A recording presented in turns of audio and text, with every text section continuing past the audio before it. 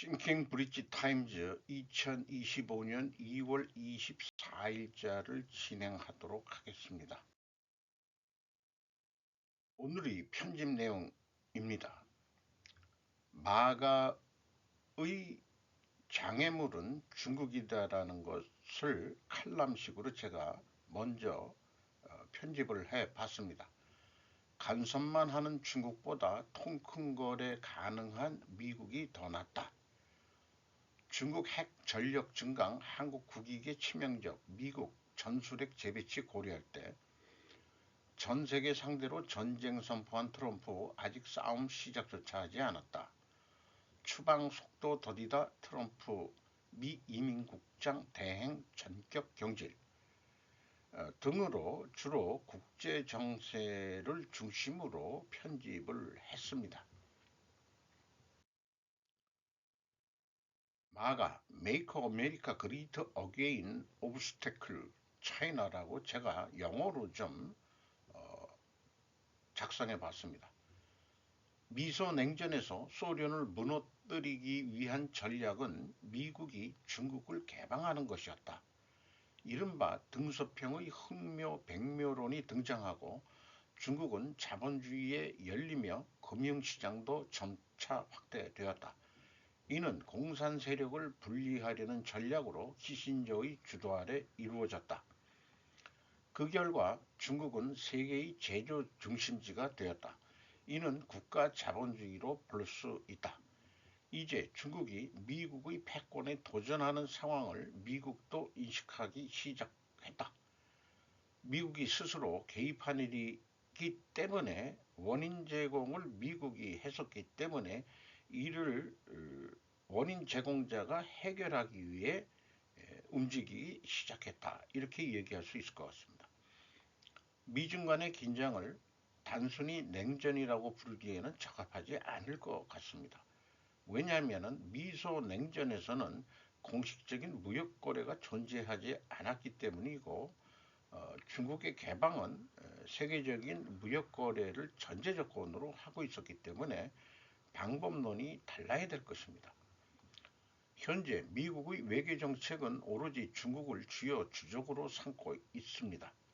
이유가 이를 공조하지 않는다면 관계는 악화될 것입니다. 여전히 중국이 세계를 지배할 것이라고 믿는 사람들이 많습니다. 국내에 중국 스스로는 제2의 위치를 만족하고 있어야 하지 않았겠느냐 이런 생각을 해보게 되고요. 그러나 미국에 의해 중국의 해체가 이루어질 시점은 가까운 미래에 다가올 것으로 저는 봅니다. 트럼프는 전쟁을 피하는 방식으로 이를 진행할 것입니다. 미국과 러시아의 관계가 가까워지는 것은 북미 관계의 개선 가능성을 시사하는 신호다.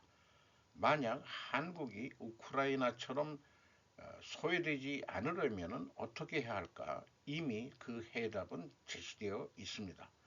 그 해답을 모르는 좌우 모두 내부에 그 친중 세력이 존재하는 것이 한국의 저는 장애물이라고 칭하고 싶습니다. 그래서 이 장애물은 제거되어야 한다. 간섭만 하는 중국보다 통 큰 거래 가능한 미국이 더 낫다. 월간 중앙에서 한진명 정주 베트남 북한 서기관이 기고한 글입니다. 2월 23일자입니다. 트럼프에 대응하는 북한 외무성 5가지 로드맵의 부제목이 있습니다. 반미보다 반중 정서 강해 최종 목표는 북미 수교 통한 정상국가. 북한 핵 포기 가능성 없어 파키스탄처럼 핵 보유국 지위 얻는 게 목표. 역대 모든 미국 행정부의 대북 정책은 정책적 오류로 요약된다라고 서론을 풀어가고 있습니다. 그리고 이 중국의 개혁 개방부터 소련 해체 등으로 북한이 고립되어 있는데 그 원인 중에 하나는 북한이 2년만을 강조한 탓이라고 얘기를 하고 있습니다. 그 후 북한은 자력갱생, 간고분투, 재창했으나 해결책을 찾지 못했다. 그때 들은 얘기가 이제 고난의 행군을 한다. 그런 용어를 제가 많이 인용을 하고 있죠.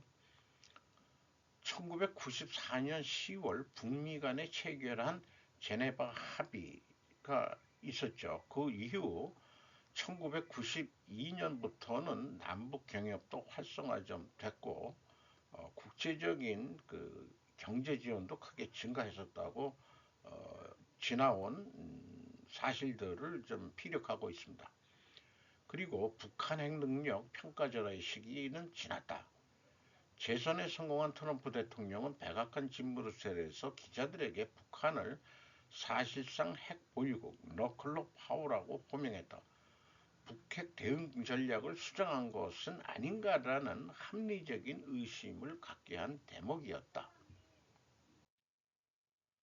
먼저 트럼프의 핵 보유국 발언이 대한민국을 압박하기 위한 카드일 가능성이다. 두 번째는 대중국 압박 카드다. 하루속히 중국의 대국주의적 압박에서 벗어나려는 북한 입장에선 미국의 뒤를 거부할 이유가 없기 때문이다. 마지막으로 트럼프는 김정은을 통해 북한을 관리 통제하려 할 것이다. 체제 안정 경제발 카드로 정상국가 추구 물음표는 붙였습니다. 즉 김정은이 두 국가로는 북한이 미국과 협상할 준비가 됐다는 메시지다. 김정은이 그리는 정상국가 비핵화라고 생각하면 오산이다.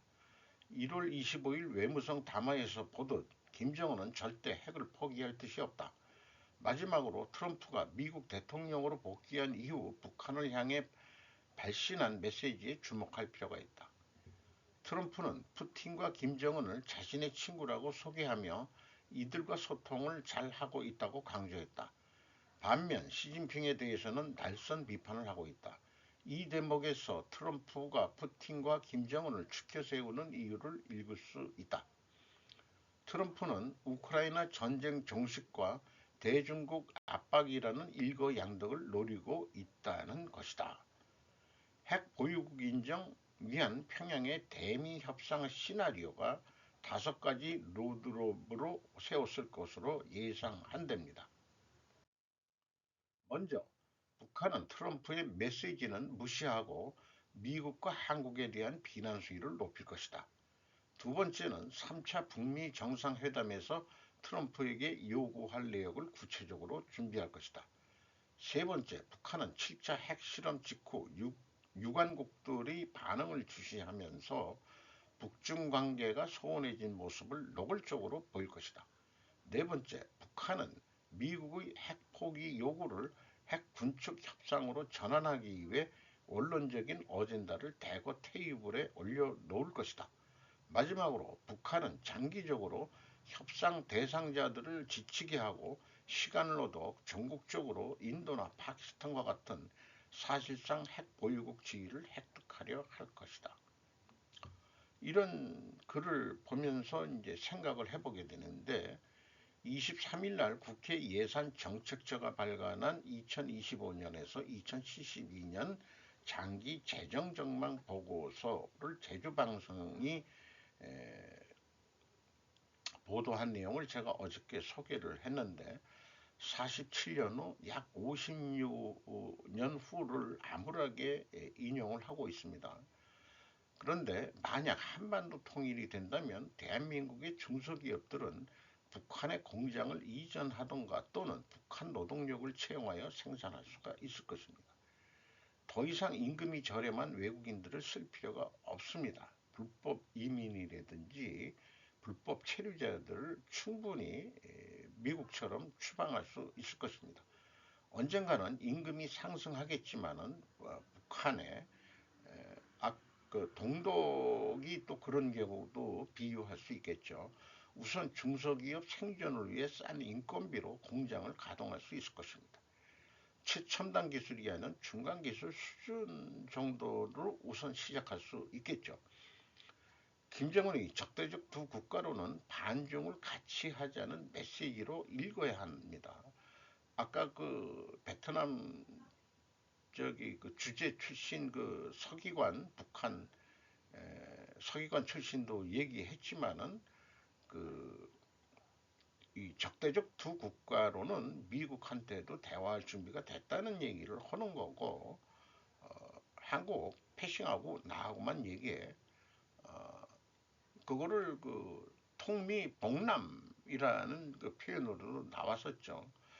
어쨌든 통일된 한반도는 반중 정책을 견지해야 미래가 약속될 것입니다.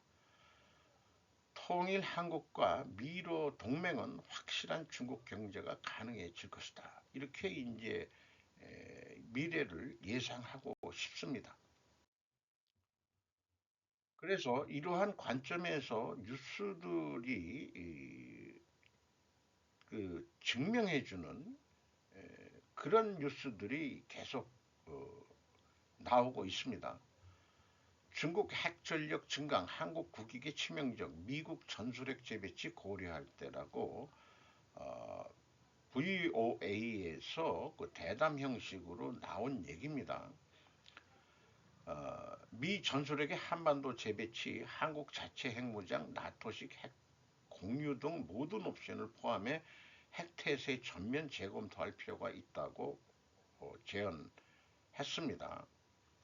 그리고 핵 전력 증강 영내 안정의 위험 초래, 중국, 북한 재래식 전투선 밀릴 경우 전술핵 사용 가능성, 한국 자체 핵무장 등 모든 옵션 검토 필요, 북한 무대응 핵 역량 차이가 불안정 초래, 전술핵 한국 재배치가 실질적 억제력 효과, 그 다음에 북한 한미동맹 오판으로 전쟁 가능성, 이런 표현이 나와 있어요. 그럼 주한미군도 철수해야 하나요? 주한미군이 전쟁 첫날 표적이 될 것이라는 이유 때문이에요. 뭐 이렇게 얘기했는데 한반도에 가장 좋은 것은 전술핵 우선 재배치부터 해놓고 핵 보유 문제는 북한과의 미국과의 협상에 따라서 좀 해결해야 될 상황 아닌가 이렇게 생각이 됩니다. 그간 북한의 비핵화를 주로 언급했던 VOA가 트럼프 2.0부터 중국의 핵을 언급하고 있습니다. 한국도 주적을 북한으로 정하라고 요구하는 것으로 저는 해석이 됩니다. 전 세계 상대로 전쟁 선포한 트럼프, 아직 싸움 시작조차 하지 않았다. AI 앵커로 그 나와 있습니다. Y고라고 YTN인데 근데 이제 뭐 이명 기자가 그 자막 편집을 했다는 정도입니다. 어, CPEC 보수 정치 행동주의 70여 분에 달하는 트럼프의 연설이 있었는데 미국 우선주의, 대외 정책과 불법 이민자 추방, 미국 국내 진보 진영과의 문화전쟁 관련 진전을 열거했다 등등. 또 우크라이나에 대해서는 히토류, 석유 이런 거 좀 우리 얻어야 되겠다. 그렇게 될 것 같다라고 얘기하고 그리고 높은 세금과 파괴적인 규제, 만연한 인플레이션, 노골적인 부패, 정부 무기화와 전적인 무능의 어두운 시대는 끝났다. 이런 얘기를 하면서 나는 아직 싸움을 시작조차 않았고 여러분들도 마찬가지다. 근데 YTN이 제목을 내는데 전쟁 선포한 이렇게 됐는데 여기에다가 좀 중의적으로 관세라는 말을 넣어줘야 좀, 좀 중도적인 그런 중의적인 표현이 되지 않을까 하는 아쉬움이 남네요. 수방 속도 더디다. 트럼프 미 이민국 국장 대행 전격 경질. 윤지원 기자가 조선일보에서 보도를 했습니다. 현재 국장 대행이 칼레 비텔로인데 실적이 안 좋다. 그래서 어, 월스트리트 저널에 따르면은 그 크리스티 농 국토안보부 장관과 인연이 깊은 메디슨 디 시헨 루지애나주 야생동물 및 수산부 장관을 공석에 임명할 것이라고 전해졌답니다. 그런데 현재 그렇게 그 불법 이민들을 추방하겠다고 했는데 사실상 첫 달 추방 인원이 37,660명으로 바이든 행정부 마지막 1년 월 평균 추방 인원 57,000명보다 적었다. 그러니까 바이든 행정부에서도 불법 이민자들을 추방을 계속하고 있었다는 얘기죠. 그러니 교체를 할 수밖에 없을 것 같습니다. 또 톰 호먼 국경 차르라고 칭하게 되는데 불만을 토로했고 체포 실적이 만족스럽지 않다 이런 얘기도 했습니다. 그런데 이 일을 하는 게 이민세관 단속국 IC로 돼 있는데 일각에서 인력과 자금이 부족하다는 지적을 내놓고 있다. 그래서 의회에서 IC에 더 많은 자금을 지원해야 이 문제를 풀 수 있다라는 것을 얘기를 하고 있습니다. 미국의 칩 제조 부문은 미국과 중국의 칩 전쟁에 대한 경쟁을 올리고 있습니다. 라이오넬 림 기자가 포춘에서 2월 22일 날 보도한 내용입니다.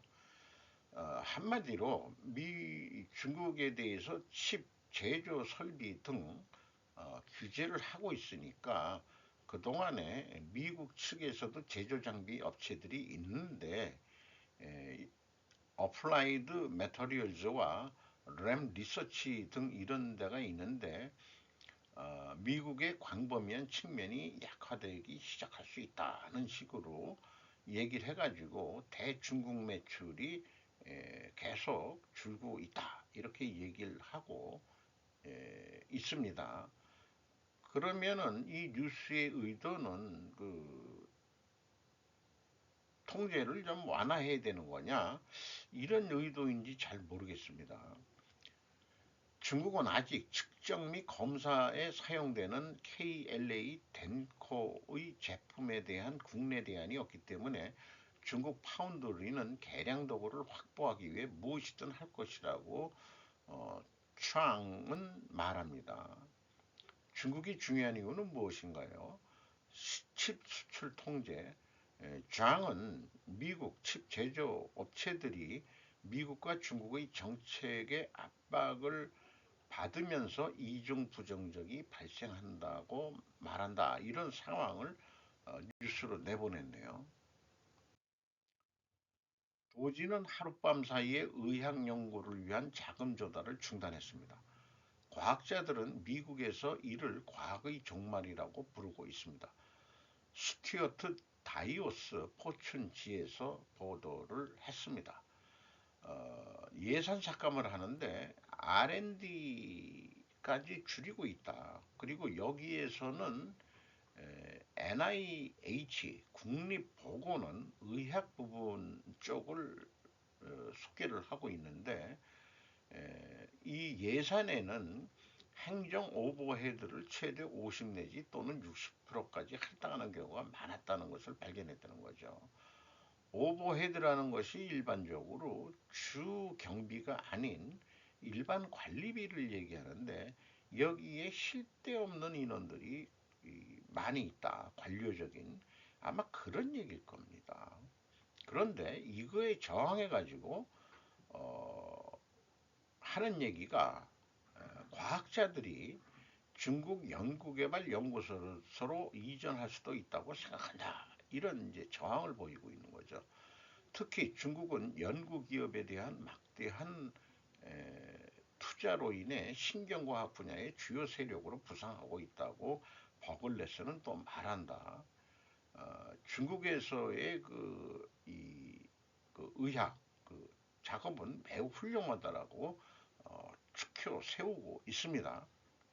물론 중국이 세계 최고의 할 것은 하겠지만은 제 생각에는 미국 과학자들이 중국으로 넘어가겠느냐 이런 것은 그 저항을 하는 건데 우리나라도 그 카이스트에 그 윤 대통령이 가서 뭐가 예산 삭감한 걸 가지고 그 졸업생이 뭐 그 대통령이 연설하는데 뭐 항의를 하고 그것을 제지당했다는 것까지도 뭐 대통령 그 경호실이 무례하다는 등 이따위 얘기를 했는데 뭐 그게 또 무슨 애국당원인가 뭐 그런 어, 차였다는 것도 뉴스가 있었죠.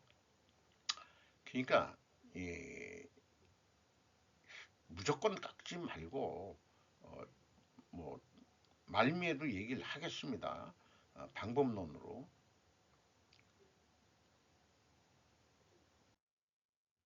최대 레거시는 정전 실현 공명심으로 앞으로 꼬꾸라진 트럼프 꿰뚫어보는 푸틴. 뉴스 제목들이 트럼프 공격하는 것에 맛을 들여야 자기들 존재 가치가 있는 것처럼 자꾸 그렇게 느껴지네요. 2월 23일 요미우리 신문의 보도 내용입니다. 우크라이나 침략 3년 휴전의 길 첫 번째 시리즈로 나온 것 같습니다. 트럼프 말을 인용하면서 몇 년이나 그가 비장의 카드 없이 교섭하는 것을 봐왔다. 지겹다. 침략에 대항해 온 젤렌스키 씨와의 관계는 악화되고 있다. 지켜볼 수밖에 없는 우크라이나, 국제 질서나 자유의 파괴에 도움을 주고 있다라고 트럼프 씨를 비판하는 사람도 있다. 정전 실현을 대통령으로서의 최대의 레거시, 정치적 유산, 로 하고 싶기 때문이다. 주로 백인 노동자로 구성된 안반 지지층의 우크라이나에 대한 거액 지원은 세금 낭비로 비친다. 긍정적인 러시아는 선, 저항하는 우크라이나는 악이라는 선악 논리로 표현을 했네요. 어쨌든 그 유럽에는 정전 후에 러시아의 재침략을 맞는 안전의 보증을 담당하도록 요구에 거리를 두기 시작했다. 한편 최근 3년간 미국의 제재로 국제사회에서 고립을 느끼게 된 러시아는 정전을 서두르는 트럼프 씨의 의도를 간파해 제재 해제를 포함해 최대한 파고들 것으로 보여진다.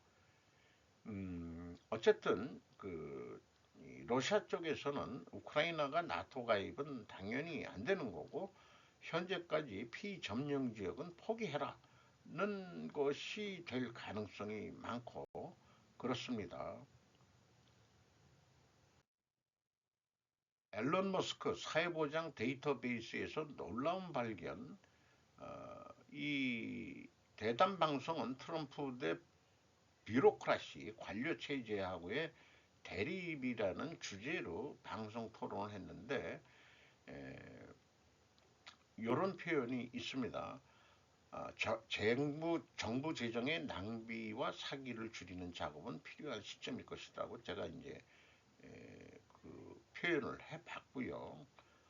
그 도지는 민주당의 정책들을 부인하기보다는 행정부 관료주의에 비대해진 것을 줄이는 작업이다. 물론 선의의 피해자도 발생할 것이다라고 이제 생각은 해볼 수 있겠습니다. 도지는 실패하지 않을 것입니다. 트럼프 재무부 수장 스콧 베슨턴 미국 재무장관이 취임 후 첫 인터뷰에서 도널드 트럼프 대통령의 경제 및 재정 목표에 대해 연설. 그래서 제가 얘기하는 거는 도지의 이가 이피시언시 효율성인데 효율성이란 것은 무조건 이 회사 용어로 쓴다 그러면 원가 절감에서 비용 삭감, 사람 자르는 게 이런 게 이제 대부분이죠. 일반 기업들이 먼저 했던 일입니다만은 어, 기업은 뭐 노동의 유연성 때문에 그게 보장이 된다 하더라도 공무원들의 저항이 만만치 않을 것 같습니다. 따라서 도지의 이의는 이펙티브니스라고 정부 효과성 부서로 역할을 진화시켜야 할 것이라고 저는 주장하는 바입니다. 이탈리아 총리 멜로니 시팩에서 벤스의 유럽 연설을 축하합니다. 이 아이디어는 새로운 것이 아닙니다. 포브스 브리킹 뉴스에서 2월 23일 날 보도한 내용입니다. 토요일 조르지아 멜로니 이탈리아 총리는 뮌헨 안보회의에서 JD 벤스 부통령의 발언에 대한 발언을 전달했다. 네, 시팩 회의에 극우라고 표현되고 있죠. 어쨌든 이런 거를 보면서 그 최근에 인지된 것은 이스라엘에서 그리스로 연결하려던 파이프라인이 이탈리아로 바뀐 이유가 분명하다. 이렇게 얘기가 될 수 있겠습니다. 이탈리아가 발빠르게 트럼프가 재선될 것이라고 생각을 했는지 안 했는지는 모르지만은 이탈리아가 우향으로 돌아섰던 거죠. 그러면은 독일 이번에 그 우향으로 될 가능성이 많다고 보고 프랑스도 그런 게 조금 있겠는데 마크롱이 언제 물러날지 잘 모르겠습니다. 영국도 또 어떻게 될지. 독일 스냅 선거에서 여론조사 개시 기대할 수 있는 것 DW 뉴스라고 독일 그 국영방송입니다. 어, 이번 선거는 경제 침체, 이주 문제에 대한 분열, 외교 정책 과제를 해결해야 될 그런 대표를 뽑는 선거다.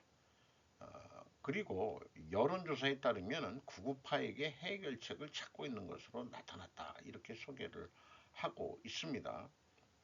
그 구구 정당으로 AFD 정당을 지지하는 것으로 많이 있는데 전략적으로 과거 구 동록을 그 못 사는 지역을 주로 파고 들어가지고 그 힘을 얻고 있다. 이렇게 이제 소개를 하고 있습니다.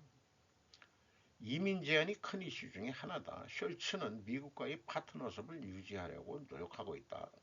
그러면서도 그리고 다른 뉴스는 붕괴 직전 독일의 강경 우파 민족주의자 AFD 선거 승리를 위한 준비 완료. 톨크 TV에서도 이런 것을 보도했는데 AF 극우 정당의 대표가 여성이고 알리스 웨델이라고 영어식으로 발음해야 될까요? 그리고 그 유명 유튜버 슈카월드도 당연히 이런 의제를 그 취급을 어저께 했습니다. 독일 총선 혼돈의 독일이라는 제목으로 결국 2년 연속 마이너스 성장을 기록한 독일 2023년, 2024년 요것들은 코로나 시기 때 아마 밑으로 팍 떨어졌던 거고 근데 주가는 우리 나라보다 좋다. 시리아와 아프가니스탄 난민들을 정기적으로 추방해야 한다. 이런 그 저기 주장을 하는 사람이 이 김인년 이름이 그 어떻게 읽어야 되나요? 이 사람이 그 차기 총리로 유력시 된다. 이류가 한 30% 정도 현재 되고 있는데 24일 오늘인가 선거가 확실히 이루어져가지고 결과가 또 어떻게 될지 모르겠네요. 이 사람은 이민 강경파이면서 중도우파다. 소득세 및 법인세이나 관료주의 혁파. 이게 뭐 트럼프 하는 거하고 거의 비슷하네요. 독일은 그동안 너무 환경보호라는 이데올로기에 사로잡혀 있었다라고 어, 저도 그 환경 시스템 공부할 때 그 독일을 많이 그 저기 그 강조를 해서 배웠었는데 원자력 발전도 다 관두고 어떻게 그 태양광하고 풍력하고 뭐 이런 거로 해서 아주 그 깨끗한 독일 뭐 이런 거 그 환경 경영이라는 게 이제 그런 건데 지금 한 20년 이상 해오다 보니까 그거 아닌데 그거 아니야 그거 하다가 나라 망해 이런 쪽에 지금 분위기가 되고 있는 것 같습니다. 환경 보호한다고 나라 망해도 되냐 이런 얘기를 또 해볼 수도 있겠죠.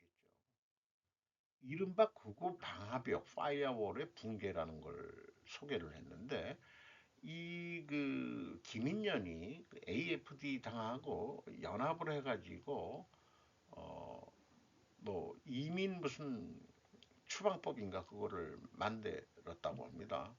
어, 앨리스는 한술 더 떠서 우리는 독일이 유럽연합에서 탈퇴해야 한다고 본다는 견해도 소개를 하고 있습니다.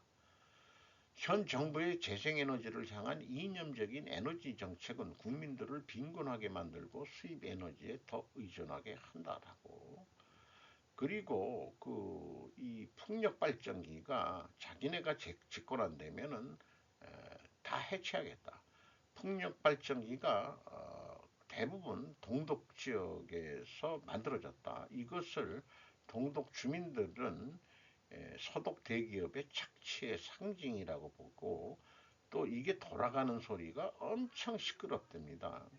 그러니까 소음 공해 이런 거 왜 니들 그 서독에다 많이 하지 왜 동독에다가 설치해가지고 동독 우리를 갖다가 무슨 뭐같이 보는 거냐. 이게 이제 뿔이 나가지고 또 상대적으로 좀 소득 수준이 그 독일 통일 비용이 뭐 흡수 통일 비용이 엄청 많이 들어가기 때문에 흡수 통일을 하면은 안 된다.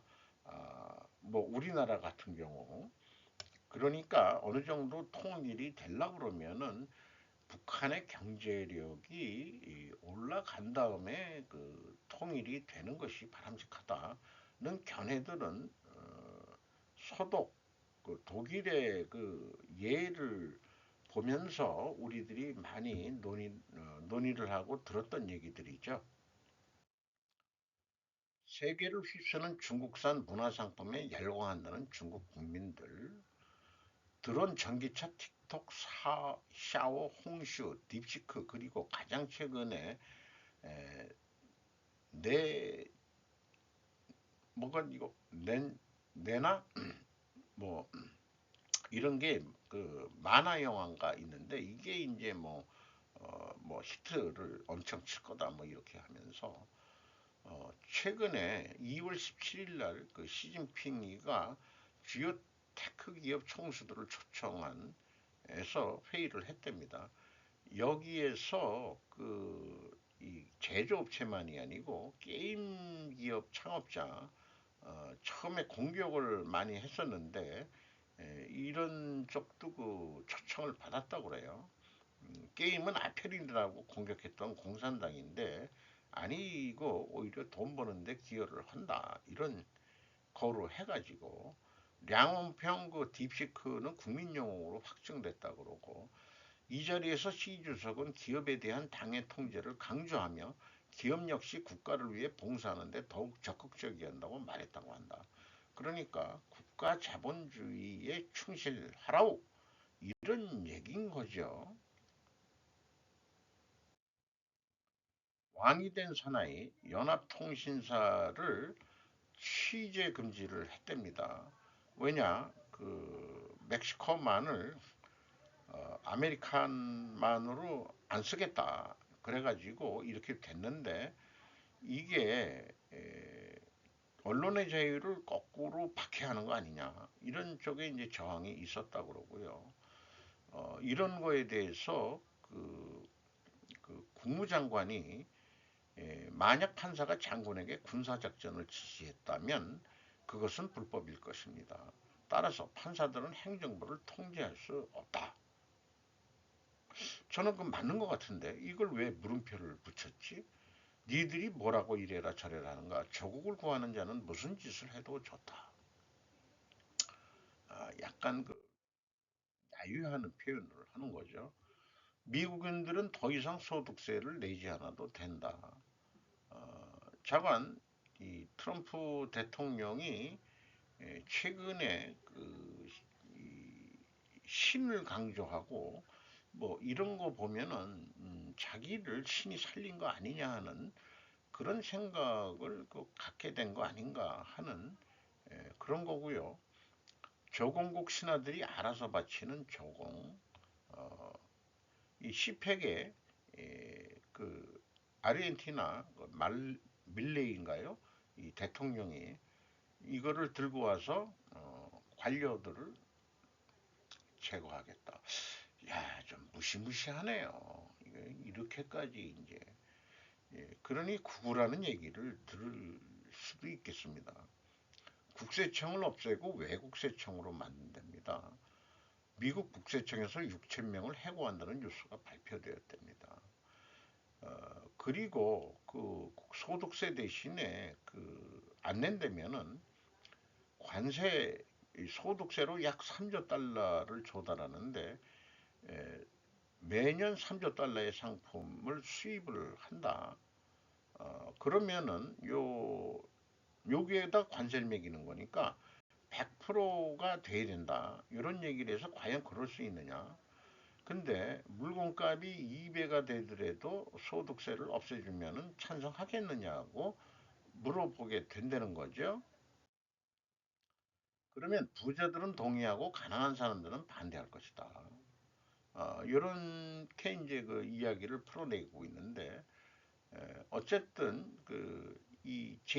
여기도 이 도지 그 머스크가 제2인자 같이 지금 너무 월권하는 거 아니냐 하는 견해들이 많으니까 트럼프하고 머스크가 합동 기자회견하면서 끈끈한 면을 하는 그런 모양도 보여줬습니다. 이런 생각을 하게 됩니다. 행정수반과 입법은 선거를 통해 대표가 됩니다. 그러나 사법판사들은 과거 시험을 치르고 저는 그 시험 사실을 그냥 옛날 우리 표현대로 과거 시험이라고 표현을 했어요. 정치적 지위를 획득한 부류다. 어려운 얘기지만은 뭐 정치적 지위 겸 사회적 신분까지 획득한 부류죠.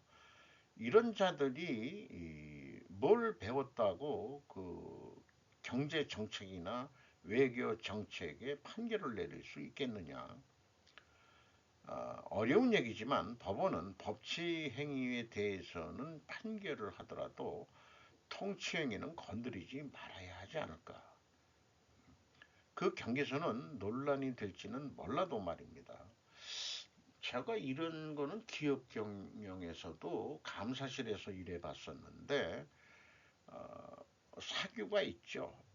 뭐가 규정들이 있고, 그런 거에 의한 감사는 하더라도 일어난 사실이 이거는 오나가 통치 행위에서 벌어진 일이다 하는 것은 감사실이 타치하지 말라고 내가 얘기를 했어요. 얘기를 한 적이 있는데 그거를 깨닫지 못하고 그거를 끝까지 물고 늘어진 자기가 엔지니어 출신인데 자기가 밀렸다고 해서 그런 분야 쪽에 엔지니어링 쪽에 뭔가가 있었다 해가지고 결국은 잘렸습니다. 그게 현실인 거지요. 그래서 지금 공화당은 오른쪽으로 간 겁니다. 입법부가 상하원 다 장악했기 때문에 물론 이제 약그 간발의 차이 정도지만은 그래서 사법부가 지금 뭐 언론의 자유를 지킨다 뭐 그다음에 무슨 공무원들의 그 저항을 좀 도와주고 있고 그것이 이제 불법이고 헌법에 위배되고 뭐 이런 의견들이 이제 많이 나오고 그러고 있는 미국 상황을 얘기하고 있는 거죠. 사실상 황복이기에 우크라이나 이 재무장관이 미리 가가지고 딜이 밀었는데 사인을 안 한 거죠.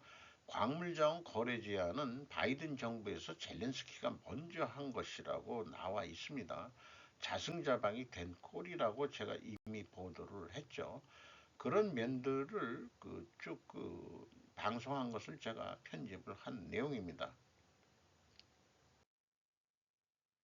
그 광물들이 우크라이나 동부 쪽에 많이 몰려 있다고 그래요. 어, 여기 뺏긴 땅에도 많이 있다고 그래요. 그래서 미국은 러시아가 이렇게 되더라도 러시아한테 어, 휴전협정이 되더라도 러시아하고도 뭔가 광물에 대해서는 그 좀 협약을 맺을 것 같은 그런 얘기들 뉴스들이 나왔습니다.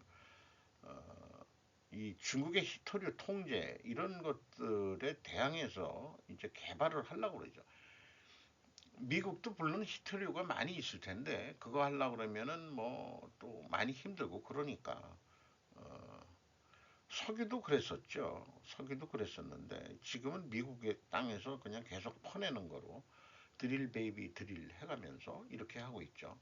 어쨌든 이 문제는 이런 거 협의 안 하면은 스타링크를 끊겠다는 얘기가 나왔고 어쨌든 이 스타링크 협업을 주도했던 청년 장관이 있는데 에, 젤렌스키의 지지율이 높다라고 발언을 해가지고 입 다물었어야 했다 이런 의견도 얘기를 하고 있네요. 결론은 영토도 빼앗기고 나토도 물 건너갔고 광물장고도 빼앗기게 생겼다라는 게 결론인 것 같습니다. 영국과 프랑스 지도자들을 만나봐야 달라질 것은 없다. 대만이 우크라이나의 나쁜 거래를 두려워하는 이유, 이것도 독일 국영방송입니다. 올해 뮌헨 안보회의에서 대만은 세계에서 가장 위험한 순간임에도 불구하고 비공식 대표단 한 명이 대표로 참석했습니다. 물론 비공식인데 대만의 정치인이자 NGO 포워드 얼라이언스의 설립자인 애너 우하고 인터뷰를 한 내용입니다. 왜 대만이 이 뮌헨 안보회의에 가서 관심을 쓰느냐? 왜냐하면은 잘못하면은 중국이 대만을 침략하지 않고 점령할 수 있다는 메시지를 얻을 수 있다는 우려를 표명했다. 그래서 자기는 국방 안보는 사회 전체의 노력이 되어야 한다. 여기서 우리는 군이 위기 상황에서 보다 신속한 동원을 보장하기 위해 민간 부분과 더 협력할 수 있는 방법에 대한 토론과 논의를 자기는 들었다. 결론을 냈습니다. 민주주의 거품에서 벗어나야 한다는 것입니다. 실질적으로 말만 가지고 떠들지 말고 대만의 입장에서는 생존을 위한 나름대로의 뭔가 자기네들이 행동을 해야 된다는 그런 표현을 영어식으로 얘기한 것 같습니다. 미국이 러시아와 중국과 비슷한 신제국주의적 세계관을 취하고 있다는 사실이 약간 뭐 저저쩌고 이런 얘기도 나오고 미국 제국주의 맞습니다. 제국주의죠 지금 하고 있는 게 대만은 자신들의 생존을 위하여 참석하는데 우린 뭐 하고 있는 것인지 그런 생각을 해보게 되네요. 그래서 지금까지 얘기한 거를 우리나라 이 비유를 좀 봤었는데 요거는 유럽의 그 우향우 중인 거를 어, 시각화해 본 겁니다. 이렇게 지금 중도하고 우파가 우향우 중에 있다는 거. 그리고 미국의 경우 또그 한국은 상대적 크기가 비슷해야 하는데 대표적으로 실패한 국가라는 거를 말미에 제가 템플릿식으로 계속 써먹을 것 같아가지고 한국은 이 왼쪽으로 넘어갔다. 사법부도 입법부도 어, 입법과 사법이 너무 왼쪽으로 가놓고 가만히 있는 것을 구분하고 공격을 하는 거죠. 이렇게 되고 요게 세모가 자정장치인데 이 자정장치가 상권 분립에서 우리나라에 없어진 것 같습니다. 자정장치는 상호간의 교집합 자체가 뭔가 자정장치 역할을 해야 되는데 우리나라가 이게 지금 무너진 것 같습니다. 이상